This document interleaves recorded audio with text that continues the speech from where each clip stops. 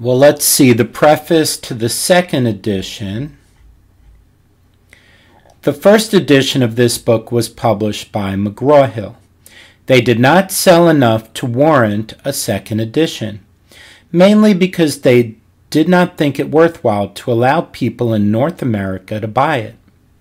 Hence, the copyright has returned to me, and so I am making it available for free via the web. In this second edition, I have taken the opportunity to correct the errors in the first edition, a number of which were introduced by the typesetters. I have also used a more pleasing font to the eye. So, for example, a y in a displayed equation no longer looks somewhat like a Greek letter gamma. I have also removed parts which I was not really happy with. Hence, out have gone all exercises and Java examples, etc. I have also extended and moved around a large amount of topics. The major changes are detailed below. The section on the Enigma machine has been extended to a full chapter. The material on hash functions and message authentication codes has now been placed in a separate chapter and extended somewhat. The material on stream ciphers has also been extracted into a separate chapter and been slightly extended, mainly with more examples. The sections on zero-knowledge proofs have been expanded and more examples have been added. The previous treatment was slightly uneven, and so now a set of examples of increasing difficulty are introduced until one gets to the protocol needed in the voting scheme which follows. A new chapter on the KEM-DEM method of constructing hybrid ciphers. The chapter discusses RSA-KEM, and the discussion on DHIES has been moved here and now uses the gap Diffie-Hellman assumption rather than the weird assumption used in the original. Minor notational updates are as follows. Permutations are now composed left to right, i.e. they operate on elements from the right. This makes certain things in the sections on the Enigma machine easier on the eye. One may ask, why does one need yet another book on cryptography? There are already plenty of books which either give a rapid introduction to all areas, like that of Schneier, or one which gives an encyclopedic overview, like the Handbook of Applied Cryptography, hereafter called HAC. Okay, so HAC will stand for Handbook of Applied Cryptography. However, neither of these books is suitable for an undergraduate course. In addition, the approach to engineering public key algorithms has changed remarkably over the last few years, with the advent of provable security. No longer does a cryptographer informally argue why his new algorithm is secure. There is now a framework within which one can demonstrate the security relative to other well-studied notions.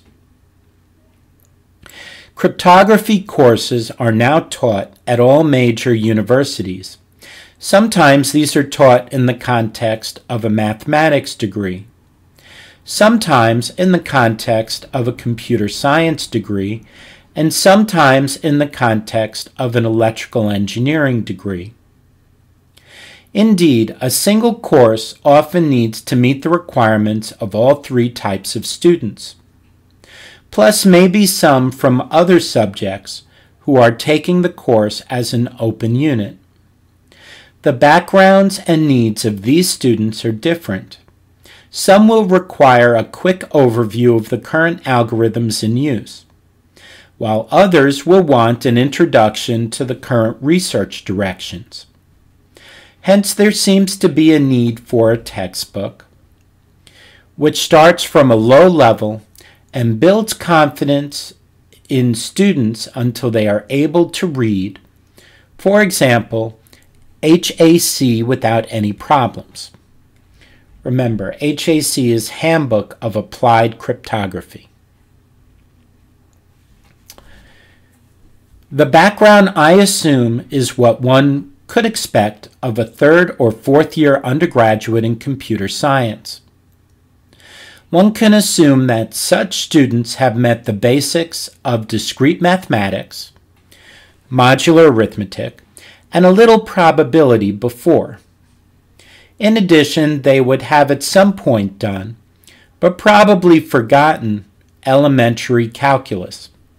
Not that one needs calculus for cryptography, but the ability to happily deal with equations and symbols is certainly helpful. Apart from that, I introduce everything needed from scratch. For those students who wish to dig into the mathematics a little more, or who need some further reading, I have provided an appendix, Appendix A, which covers most of the basic algebra and notation needed to cope with modern public key crypto systems. It is quite common for computer science courses not to include much of complexity theory or formal methods. Many such courses are based more on software engineering and applications of computer science to areas such as graphics, vision, or artificial intelligence. The main goal of such courses is in training students for the workplace rather than delving into the theoretical aspects of the subject. Hence, I have introduced what parts of theoretical computer science I need, as and when required. One chapter is therefore dedicated to the application of complexity theory in cryptography, and one deals with formal approaches to protocol design. Both of these chapters can be read without having met complexity theory or formal methods before. Much of the approach of the book in relation to public key algorithms is reductionist in nature. This is the modern approach to protocol design, and this differentiates the book from other treatments. This reductionist approach is derived from techniques used in complexity theory, where one shows that one problem reduces to another.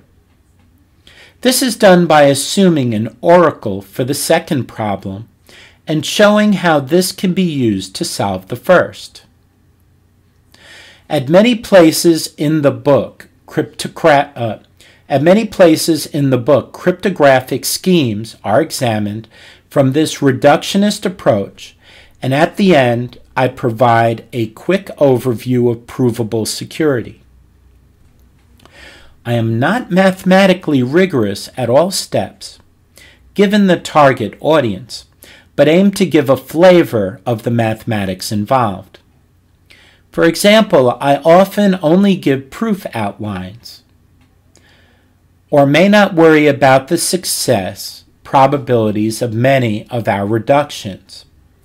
I try to give enough of the gory details to demonstrate why a protocol has been designed in a certain way. Readers wishing a more in-depth study of the various points covered or a more mathematically rigorous coverage should consult one of the textbooks or papers in the further reading sections at the end of each chapter. On the other hand, we use the terminology of groups and finite fields from the outset. This is for two reasons. Firstly, it equips students with the vocabulary to read the latest research papers, and hence enables students to carry on their studies at the research level.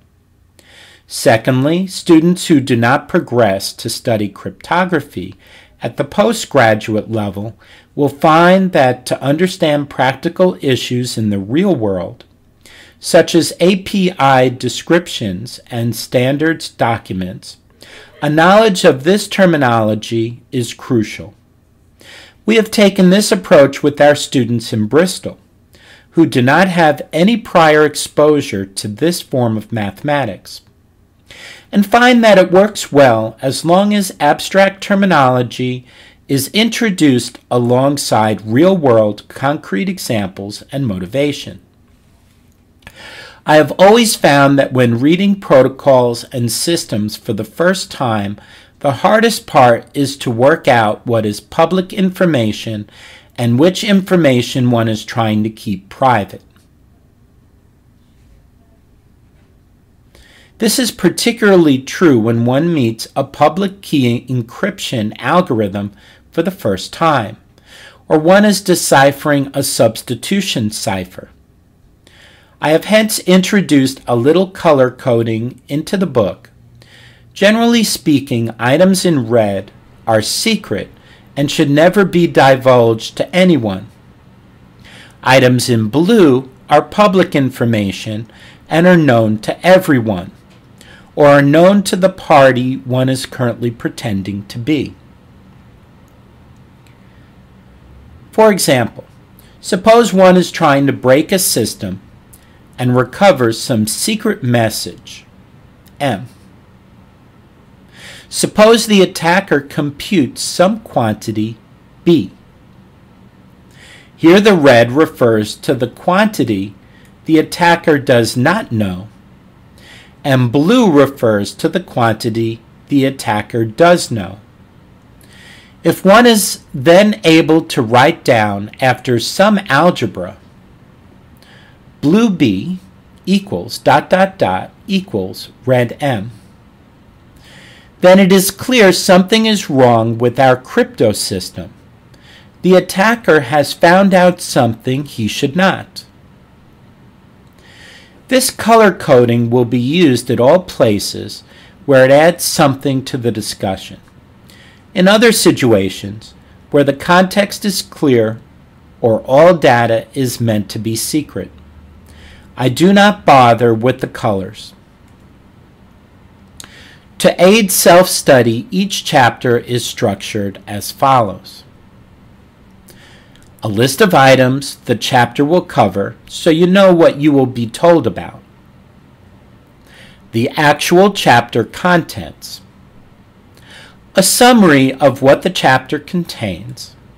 This will be in the form of revision notes. If you wish to commit anything to memory, it should be these facts. Further reading.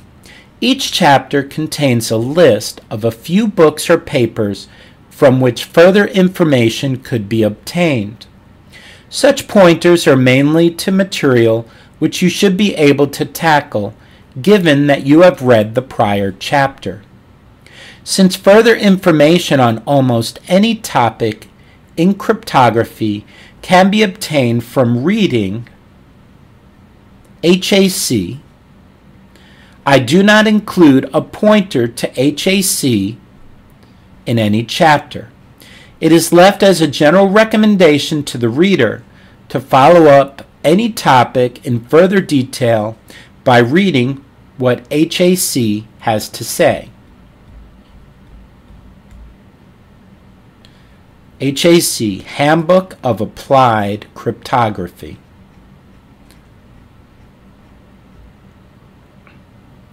There are no references made to other work in this book.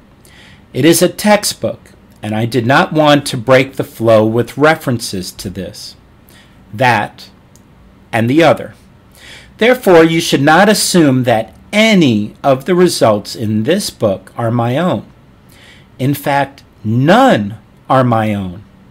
For those who wish to obtain pointers to the literature, you should consult one of the books mentioned in the further reading sections, or you should consult HAC, Handbook of Applied Cryptography. The book is divided into 4 parts. Part 1 gives the mathematical background needed and could be skipped at first reading and referred back to when needed. I might just read through that quickly to get to Part 2 then. Part 1 gives the mathematical background needed and could be skipped at first reading and referred back to when needed. Part 2 discusses symmetric key encryption algorithms and the key distribution problems that results from their use. Part 3 discusses public key algorithms for encryption and signatures and some additional key concepts such as certificates, commitment schemes, and zero-knowledge proofs. Part 5 is the most advanced section and covers a number of issues at the more theoretical end of cryptography, including the modern notion of provable security. Our presentation of the public key algorithms in Part 3 has been designed as a gentle introduction to some of the key concepts in Part 5. Part 5 should be considered a gentle and non-rigorous introduction to theoretical aspects of modern cryptography. For those instructors who wish to give a rapid introduction to modern cryptography in a 20 to 30 lecture course, I recommend chapters 3, 7, 8, 10, 11, 14, and 16 with enough of chapter 1 so as to enable the students to understand the following material. For those instructors wishing to use this book to give a grounding in the mathematics required for modern public key cryptography, for example, a course aimed at math majors, then I suggest covering chapters 3, 11, 12, 13, and 15. Instructors teaching an audience of computer scientists are probably advised to skip chapters 2, 12, and 13, since these chapters are more mathematical in nature. I would like to thank the students at Bristol who have commented on both our courses, the original, a draft of this book, and the first edition. In addition, the following people have helped me providing detailed feedback on a variety of chapters and topics.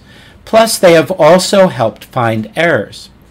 Nils Anderson, Ian Blake, Colin Boyd, Reza Rezayan Farashahi, Florian Hess, Nick Halgrave Graham, Ellen Jacquemes, Eugene Lux, Bruce McIntosh, John Malone Lee, Wenbo Mao, John Merriman, Fang Nguyen, Dan Page, Christopher Pikert, Vincent Rijman, Ron Rivest, Edlin Tesk, and Frederick Verkorteren.